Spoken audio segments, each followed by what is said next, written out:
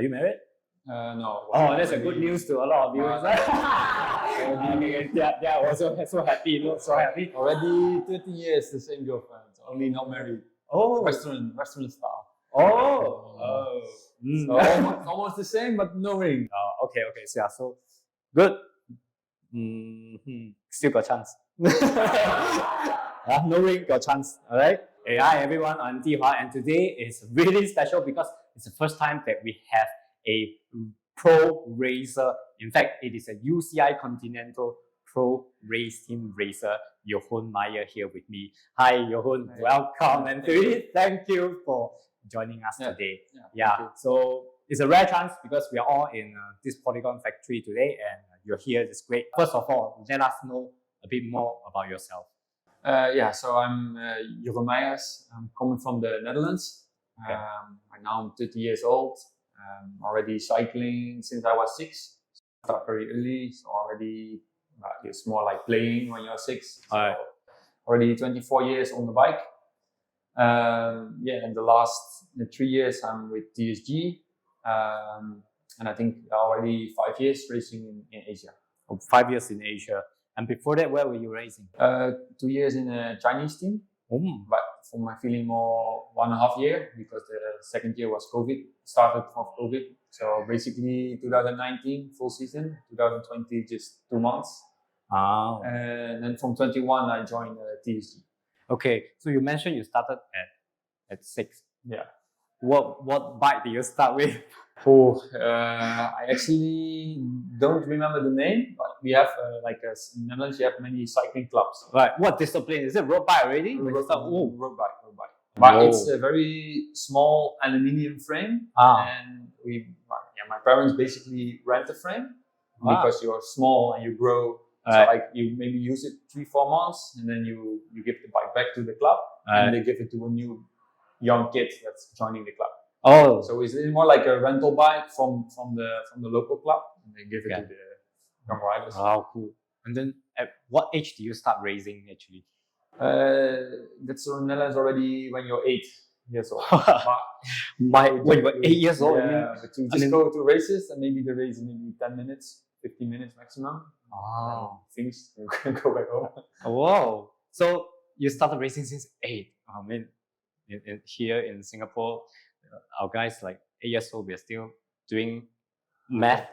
We're going for tuition and you're racing. Okay, that's cool. But so the racing is not like racing. Yeah, it's a race. Fun. It's more like you just train 1 or 2 times in the week with the club. Just 1 hour. You just learn technical things on the bike. You're just like playing together, but then on the bicycle. And then the race is really a race. But yeah, like I say, it's just 10 minutes. So you start. You try to go as fast as possible, and after 10 minutes, you're finished. Right. So yeah. Then at which point do you decided to pursue it as a profession? That's hard to tell actually. It's just I grow into it because my father was like an amateur rider. And I have one older brother that also was racing. So I always need to join them when they go to the training, let's go to a race. So that's eventually why I started. But it always went quite good in the young categories, and then you like under 17 is getting more serious. You go out of the Netherlands, you go to Belgium, to France, and you see the people from your age, you can be compatible. So from the point you start to dream more about going up in the cycling. Next question I have for you is that you've been with TSG for 3 years. Okay, so maybe you can tell us like how is the team like? First of all, it's a very family team. They're not changing riders very soon. So the last 3 years was almost the same teammates.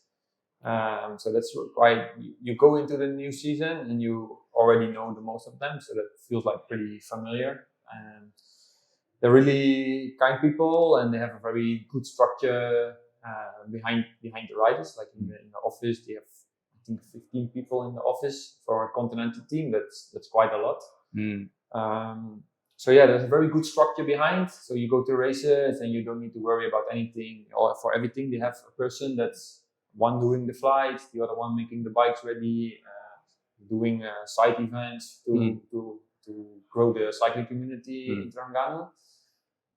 So yeah, it's quite it's very relaxed, but also professional team to be in. Okay, but it is like it being an Asian team. Yeah. I mean, and you're from the West, so how do you find? Are you okay with the culture, or is there any difficulty for you from the start when you want to adapt into this? Not really, because I respect their culture and they also respect my culture. Wow. So like if they need to go pray or something, they do their thing and I do my thing. So it's not really actually going very good together. But when I joined the team, this was the first team with Muslims in it, because in the Netherlands just they have them in the team in the cycling. So for me, I learned new things about when they do things and when they need to pray or that kind of thing. So it's also quite nice that you can experience different cultures. I see. That's good. And I mean, now we understand that in a team, I mean, cycling is a team sport. Yeah. And you coming into this team, is there any particular role that you have to play in the team? Basically, we have around 6 or 7 foreigners, and with the Malaysians, it's a mix between experienced ones with already many years in the team and some younger riders. So as a foreigner, they expect some results. Wow. Because normally as a foreigner, it's more expensive to get us to races, expensive flight tickets. So as a foreigner, you need to have some good results in the year. But on the same time, I'm growing because I have more experience from racing in Europe, from racing on a higher level. So also growing more in a role to teach the Malaysians things in cycling and learn them about training, when they need to do something in the race or not do something in the race. So, but that's more a role I put myself in. I really want to help the Malaysians to understand it more and to get better. I see. But on the same time, if you have a race that suits you, it's also good to get some results. Yeah. All right. So like a little bit of mix. Okay. I like that because you're already also putting yourself into like a mentor kind of a little bit, kind of role. And recently, you have participated in the Tour de Taiwan. So and you really got very good result. In fact, when we say very good result, you won the GC. Yeah. So how does that feel? I felt really good because when I joined TSG in 2001, I had no team in the winter because of COVID. My Chinese team stopped.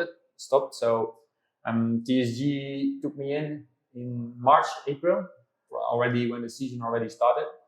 But still for us, also the first 2 years were still with travel restrictions. So we didn't have much races. So I was very happy that I found a team that can continue with cycling. On the same time, it was pretty difficult to get in the race with them, to get more races, because I already feel like I need some races to get really good level. Yeah. And just this year, we started already early January racing in Saudi, in Tour of Oman, Tour de Rwanda. And then I recovered very good of that. And then I came in Taiwan. I felt already day one, that's like, after that I really just had really good legs. Yeah. So we're pretty happy that I could take the GC win. Okay. That we're really happy for you to, like you say, deliver the result, and at the same time, it's something like, is it like a huge personal achievement for you, or is it something you really expected, going to the race and you have quite confident in like winning it? Yeah, I knew I can do good in Taiwan because the circuit really suits my style of riding, but still winning these days is very hard. Like if you go 5-6 years ago, in February they start a little bit more easy because the first race of the year. But now these days, every race they go full gas. So it's already, every win you can take is very important. So when I come in Taiwan, I know this race suits me. I also know it's always win or lose is by just a few seconds because it's always small groups to the finish. So it's not, normally you don't have like 1 minute gap or something. So yeah, to win is something else than just doing good. Like you can ride top 10, you can be every day in the mix for top 5, top 10, but still winning is still very difficult. Okay. So you mentioned that it was a race that is suited for you. So that means there are some races that is not suited for you. Okay. Are you comfortable to tell us more about? It's every person has some kind of muscle growth. Strength. All right. Yeah. Same like we have Harry Saleh in the group. Okay. He's really a pure sprinter. Like for him, climbing is very difficult, but he have acceleration for the sprint that not many riders have. So that's really his specialty. Right. In my way, I'm pretty all round. So if they have like many climbs and my shape is good, I still can go well over the climbs. But basically, they call it in cycling the punchy rider. So it's like 1 minute, 2 minutes, maybe till 5-6 minutes climbing. Still suits me very well. And then my muscles are also quite explosive, like a sprinter, but I don't have the big body weight from a real sprinter. Right. So if the sprints go a little bit uphill, I have the acceleration and then I'm not too heavy. So that's in my advantage. Right. So like Taiwan, you have 3 days of the 5 is really hilly. So it's climbing till 5 minutes, 10 minutes. And then you go to the finish without the real sprinters. Like the real sprinters, they're dropping on the climb. Right. So then you have a small group and that's what suits me the best. Yeah. I see. So if we have a really long climb, like I did one time Mount Ijen here in Indonesia, it's too hard for me, too steep, too long. So then for winning is almost impossible. So every time you go for a competition, is it always the same team? The whole team goes it, or you are more selective? No, we have 16 riders in the team, and then it depends which race. Like to the Langkawi, you can put 6 riders in. Right. To the Taiwan, you can start with 5 riders. And out of that, you make selection. So like this year, we had a very packed schedule, many races. So many times we have like double program. So one group goes to one place, the other one to another race. So then you try to get a mix. Like, of course, you want to put the rider that suits the course in the right races. Right. And then the team makes a strategy what they do, like they put the sprinter in this race or they put the sprinter in that way. Like we go for stage win or you want to go for GC. It depends the circuit and then it depends which rider you select. But then usually in a season, how many races will you put under your belt? This year I had 65 race days. 65 race days? Yes, but we had one race in Japan was cancelled because of a bad accident, so that's already 3 less. And my last race, Tour of Hainan, I got sick, so also did not. Otherwise, it's around 70 race days. Normally, it's between 55 and 70, so a little bit race days. Yeah. Wow. Okay. Right. So with so many races in a season, how about your trainings? Because I do have a viewer. In fact, one of the visitors that come with us this morning asked me, remember to ask him how can I get as fast as him? So can you tell him and tell us some tips about like how to pros train? First, you start when you're 6, and then you have advantage. Now, well, definitely in the race season, we are a little bit.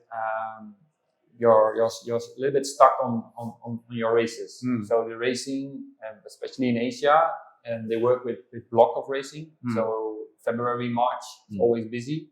Then in April, May, it's just like one race and then 3 weeks nothing, and then one race, 3 weeks nothing. So it's a little bit more separate.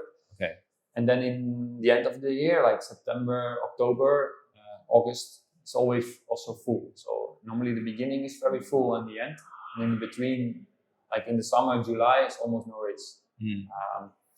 So what we normally do is in the winter months, for me, the winter months in Indonesia don't have winter. You always take a rest after the last race, like 2 or 3 weeks. Then it's November and you start building up again slowly. And then December, January, you put more hours because you need to build a base. Like if you train in the winter, good. You have a fundamental stability that if you start a race, you can keep your condition. If you're not training enough in the winter, you reach a peak level very, very soon, but after that, you're also dropping very soon. So then maybe you're very good in Tour of Taiwan, but 2 weeks later, you'll maybe very shit. And if your condition is more stable, you can hold your condition for longer time. And then in between, like in July, you also have time for like a small winter training, like rebuilding. So you can take 1 week off, and then you have 3-4 weeks training, and then go racing. Oh, wow! Actually, it sounds like a lot of training. But so in general, like a day, how does it look like for a training day? How many hours to put in? Normally, in a week, train between 15 and 25 hours. 15 to 25 hours in a week. Yeah. So I personally also always take 2 rest days, so that you have 5 days left for training. So you can do 3 days training, rest day, 2 days training, rest day. My schedule is like I wake up around between 7 and 8, take my breakfast, do some stretching, and then go training. And then depends what the training is. Is it 3 hour, 4 hour, 5 hour? Normally you can do 5 hours, just zone 2 training. So you ride all day, steady pace.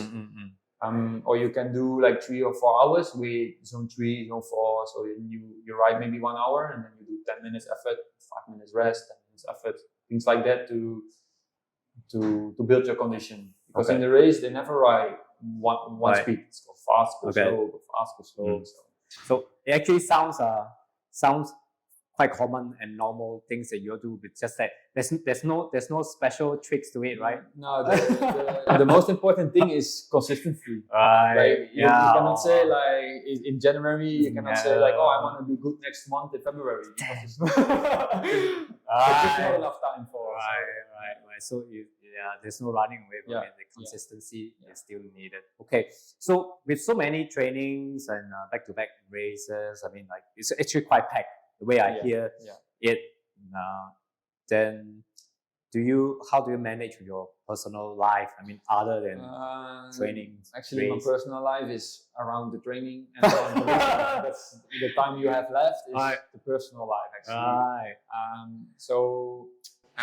During COVID, I started my own bike fitting business because I had no team. I was looking for what I want to do next to cycling. So now I try to let that grow little by little. But on the first place, I'm still like a cyclist. So when I have clients, I try to get them into a rest day, but not too many at the same day, because then you have no rest. So it's a little bit a puzzle. Like you feel okay, you can do something with the family, or you can go do your job, or you just sometimes you feel tired and you just do nothing. Okay, it also depends. Like if I come back from Asia, I always have a jet lag. So then it's always feel tired. Okay, so you mentioned about your family. It's like that's also why I'm interested to know, because how does your family cope with this? Do you get to see your family often? Like, well, I'm living together with my girlfriend in the garden of my parents-in-law. So when I'm home, I'm seeing them every day. My parents are 1 hour away, so there are periods that I don't see them for 2 months, 3 months. Sometimes I see them a little bit more, but not so many now. Because just if you come back from a race, you are tired, you want to rest, then you need to go training again after 2-3 days. So it's not much time for things beside that. All right. It's really a way of life. For cycling, you need to sacrifice a lot. Right. Okay. That. But at least my parents understand. My brother, I have one older brother. He raced before also on a high amateur level. And my father raced before, so they understand what it takes to. Okay, so the whole family is trained, to be to support a cyclist. A little bit. Yeah. Okay. I heard you mention that about this bike fitting things that you do. So we also know that for pro cyclists, they probably have some sort of preference to how they ride their bike, how they set up their bike. And now that I know that you are particular about bike fitting, now, is there anything that you do to your bike, your own preference? Anything special? No, always set the bike up to the person. You cannot change the person to the bike. Right. So, like in my case, I have a leg length difference. So one leg is short than the other one. So in my shoes, I always have a plate under the shoe plate to compensate. Okay. So that's one I think I put always in. Then you have the saddle. It's very personal also. What you like, what you don't like. So I'm already using 3 years the same Pro Shimano saddle. For the rest, I try to get everything in carbon. So I will try to get a carbon stem, carbon handlebar, carbon seat post, because it just save weight. Maybe you can save 200 grams on a bike. Right. For the rest, the setup it's a little bit more aggressive because we're doing races. So if you can sit a little bit more aggressive, more to the front, you can save some power.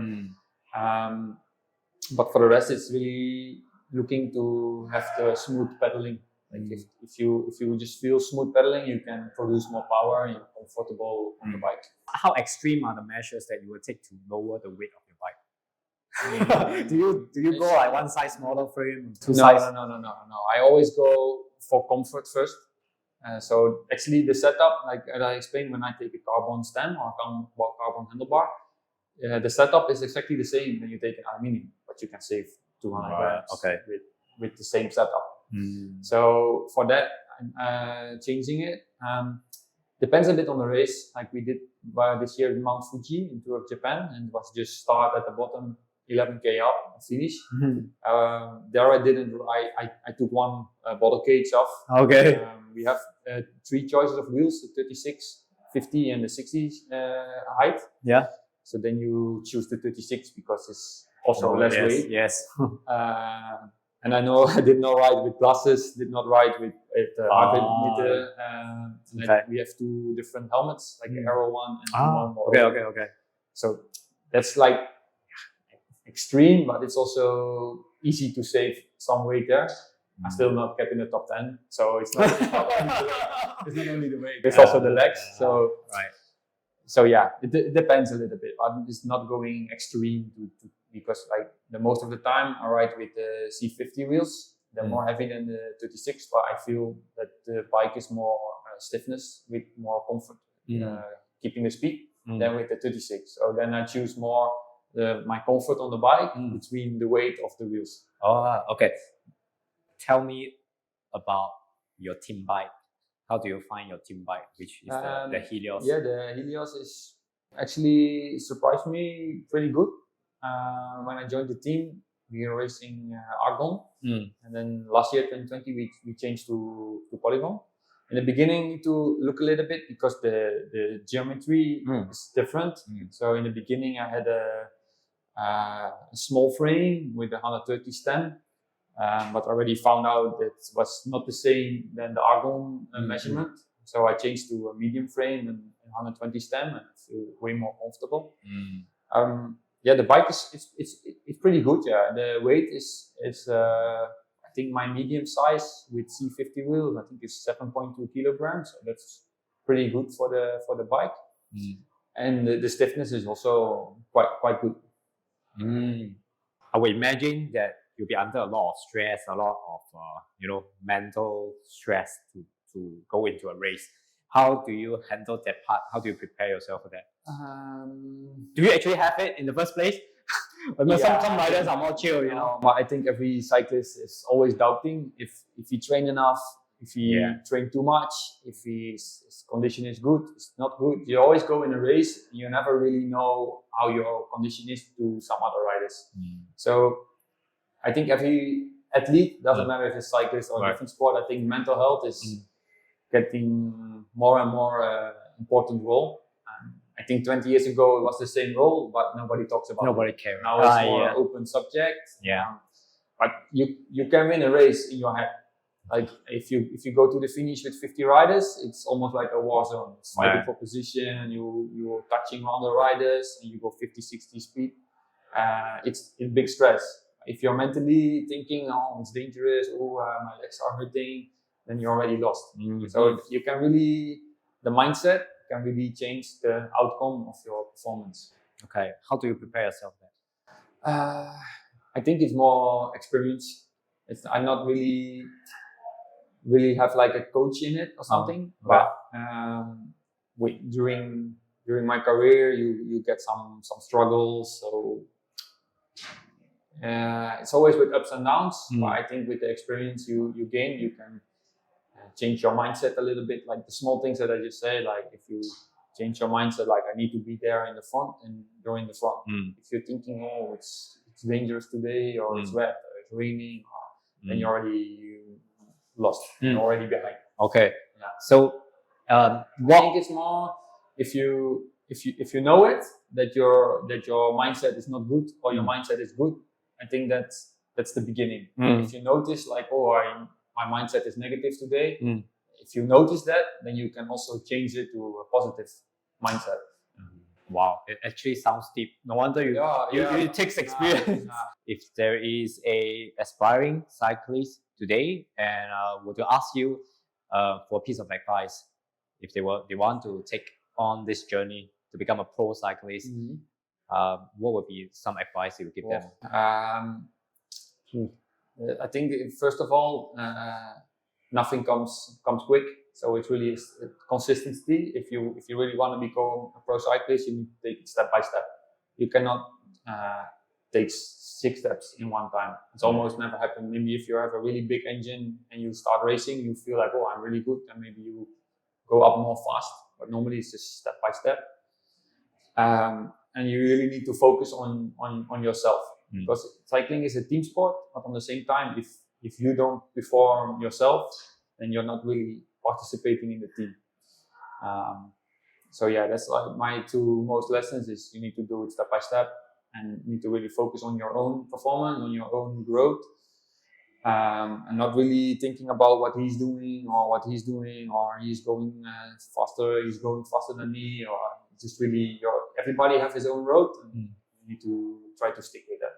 Okay, wow, great. I think we really benefited a lot from the interview here today. I mean, I got a view into the life of a pro cyclist, which we over here in Singapore, we don't really get to see that aspect, often. So it's really a nice chance. I really have to thank you for telling us so much and being so frank and sharing so much insights. Okay, so one last question. Tomorrow we're going to ride, right? Yeah. How fast are we going to ride? Depends on the other riders. I have no idea. Depends on? On the other riders. Oh, you're not the one going to dictate? I'm just coming from my rest period. So I'm more like, if you ride relax, for me relax is so don't challenge you. If you challenge me, okay, all right. We'll see. Okay, great. Okay, so thanks for watching. I hope you like this interview with Jeroen here, and do give us your support, as well as give them your support by liking this video. Tomorrow, remember, take care of me.